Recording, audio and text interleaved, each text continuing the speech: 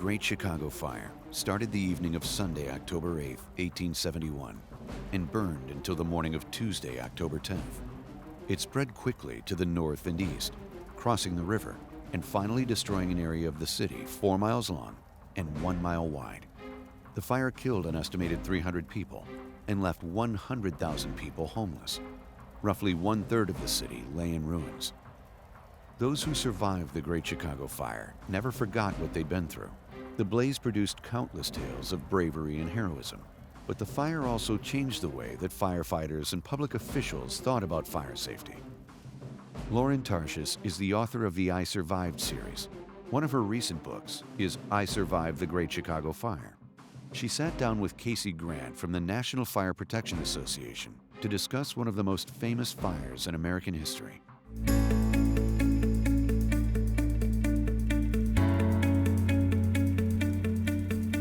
One of the things I love most about writing the I Survived series is that I get to do research and I often meet amazing experts who take me back into history, share their knowledge.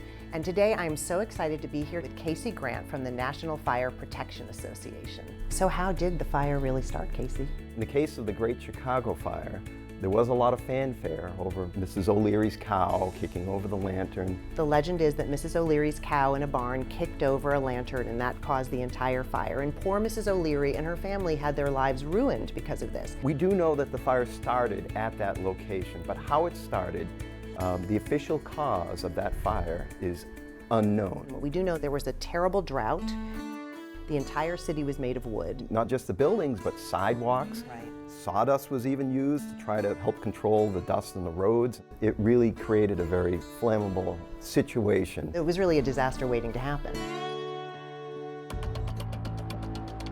So the fire started on that Sunday evening. The conditions, weather-wise, were not good. Right, hot and windy, right? That's right. They actually had several fires in the days and weeks preceding, including a very major fire.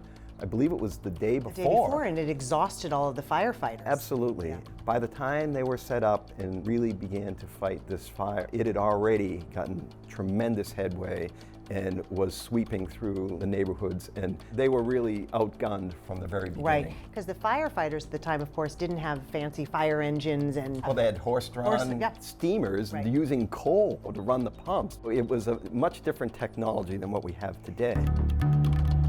There are many diary entries and letters written by people who survived that fire that day. People described looking up and it was almost beautiful in a horrifying way, that they would look up at the sky and it almost looked like it was filled with fireflies or fireworks. And those were these embers that were being driven by the wind and setting fires all over the city. Right, and from the standpoint of the firefighters, they can make a stand and try to have a line of defense at the river or wherever, but the embers are just blowing right over them and they can't keep up with it. So Casey, how did people survive this terrible fire? In any disaster like this, people survive any way they can. Situations like a great fire that's moving along, chasing them. Refuge, in some cases, would be in the river or Lake Michigan. Really, anywhere you could go to get beyond it or get to the outskirts of town. Most people were able to get out of the way and survive, right. So except for those few unfortunate people.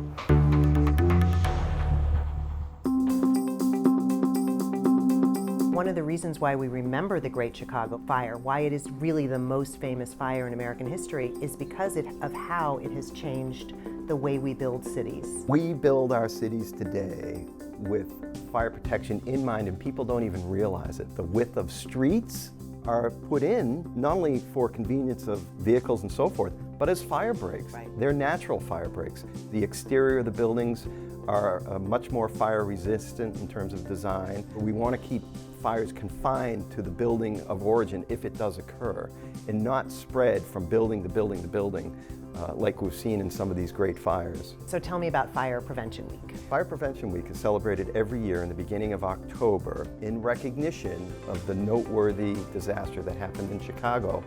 And we look at Fire Prevention Week as an important chance to remind ourselves of the importance of fire safety for everybody. Fire safety is everyone's business. Casey, I'm not the only one who gets to ask you questions. We have some great questions from 5th graders from Myron J. Francis Elementary School in East Providence, Rhode Island. And their first question is, how come the 185 firefighters in Chicago didn't try harder to put the fire out? Well, I think those firefighters tried as hard as was humanly possible to put that fire out, just like they do today. Firefighters today, they're our heroes. They work so hard doing what they do, but sometimes the odds are stacked against you, and that clearly was the case here. They were outgunned from the very beginning, arriving to this massive fire that was already well beyond their control, already exhausted from the previous fires they were fighting. There was nothing for them to do other than just do their very best, which they did. And here's a question for me. How did you feel writing about this life-turning event? Like all of the I Survived topics, it's a harrowing experience in many ways, reliving these events. What was really interesting about the Chicago fire research was that there was so much to read that what was actually written by people who were there.